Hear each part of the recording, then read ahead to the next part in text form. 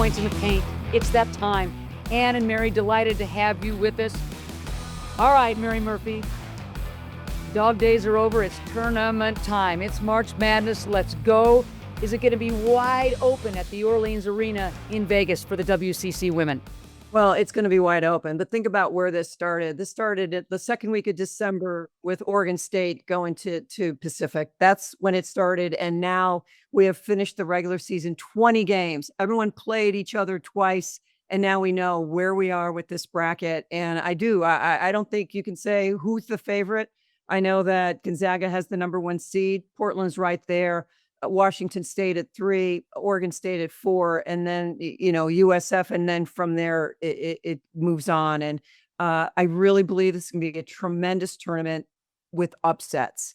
And not that upsets make coaches and teams happy, but upsets are what makes a tournament spicy and makes a tournament something people want to watch, because the drama that this conference has had with overtime games and close ball games. And if you just put Portland's numbers and Oregon State's numbers together for close games, it's been unbelievable. And that's what we're going to see.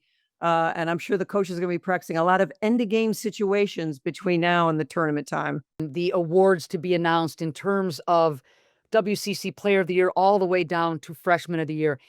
I'm going to group Gonzaga together in terms of the haul this program has made. We'll start with Vonnie Ejim and we'll make our way down. But tip of the cap to the 5th year, everything out of Canada, Vonnie Ejim, your Player of the Year again. Yeah, and what has she done? She led the WCC in scoring, in rebounding, 2nd in field goal percentage, and 6th in free throw percentage. So on both sides of the ball, does an amazing job, and was a leader on a team that was just decimated by graduation and had to find themselves and figure out how they were going to win ball games. They start conference play 1-2. And all of a sudden we're all kind of like, well, maybe that's it. Maybe their run is over. And all they did was was it 15 in a row, Ann? I mean, they just go on this amazing run and really just another sensational season. All-time leading scorer at Gonzaga, all-time leading rebounder. She's on every, you name all the awards lists across the country. She's on all of them. And one of 5 active players in Division I basketball with 2,000 points and 1,000 rebounds. Her accomplishments are amazing. What she's going to do after basketball, amazing. Wants to be a doctor. She is the pinnacle of what we want a WCC student athlete to be. Okay, so 2nd straight Player of the Year award for Vonnie Ejim.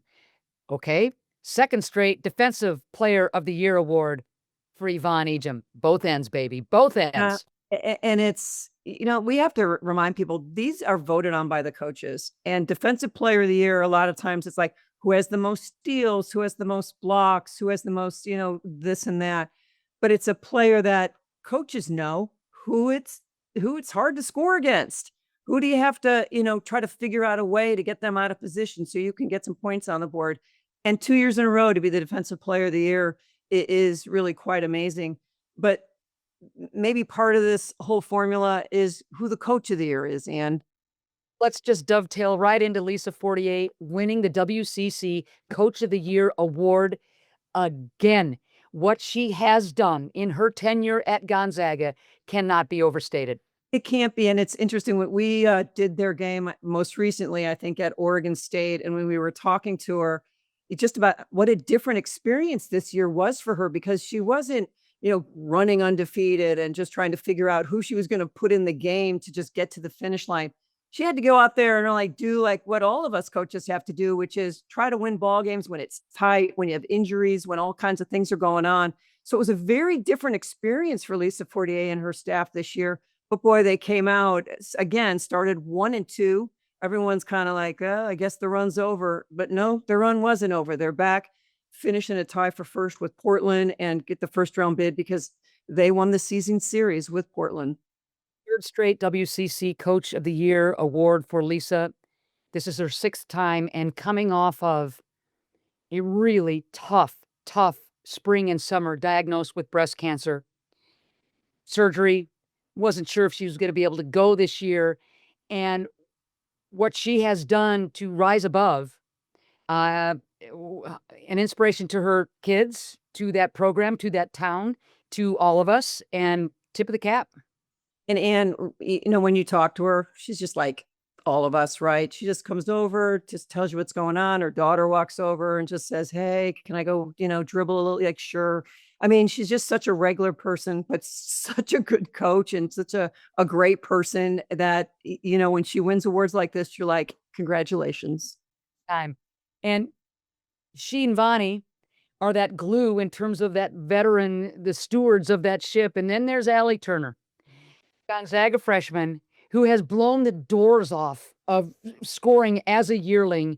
Single season, she is going to go down as one of the all-time great scorers at Gonzaga, but already as a freshman, this year's freshman of the year, setting all kinds of records. Yeah, and think about the shoes she had to jump into. I mean, the Trongs, does it get any better at the guard position for Gonzaga with all of those years? And the freshman comes in from St. Louis.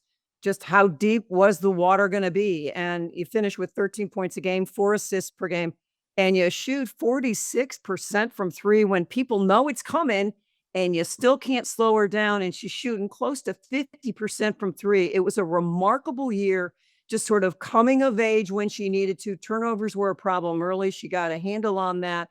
But certainly a big part of this team turning things around was her really picking up her play and not playing like a freshman.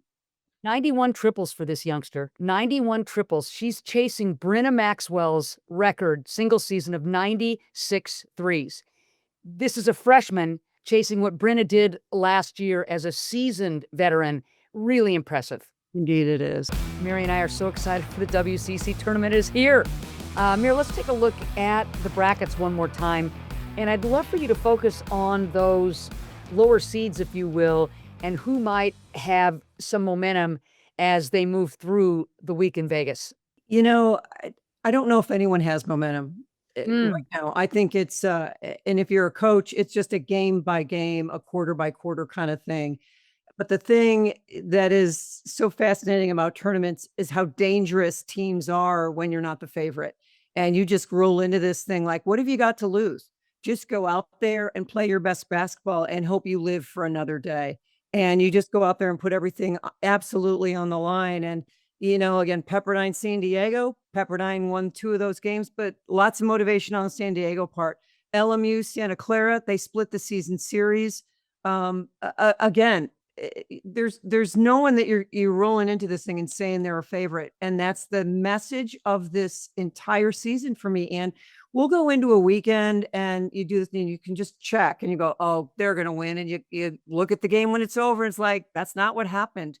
And I mean, I loved what Stu Jackson said about San Francisco and the job that Molly Goodenbauer did. But the 2 possible teams that San Francisco could see are LMU and Santa Clara, and they split the season series on with each of those teams.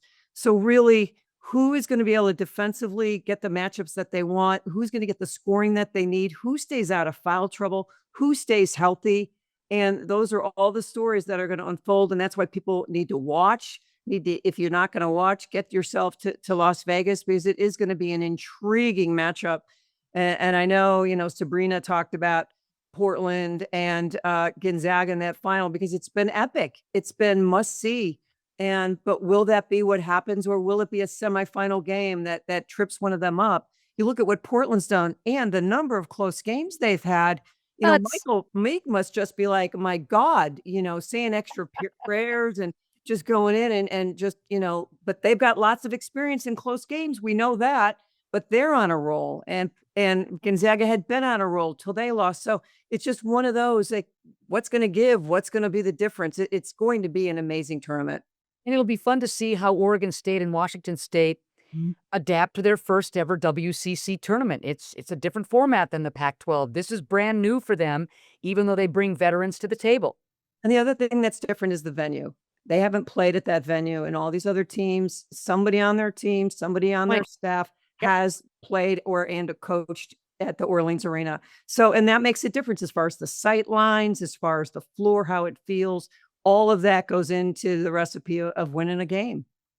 All right. So here's even better news. Mary and I will be in Las Vegas at the Orleans Arena for every single second of every single minute of every single game of the WCC tournament. Mary, I'm so excited. I know you are too.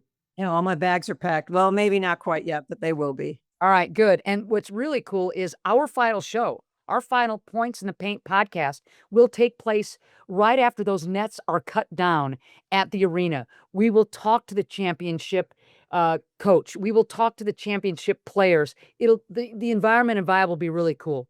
Yeah, the joy, the Yeah. relief, the elation.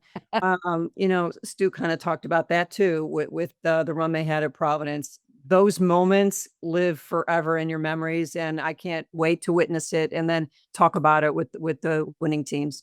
It'll be great. So a lot of energy, a lot of top shelf basketball coming at you. Get your rest. Mary and I are going to hydrate, and we'll see everybody in Vegas. Have a good one, everybody.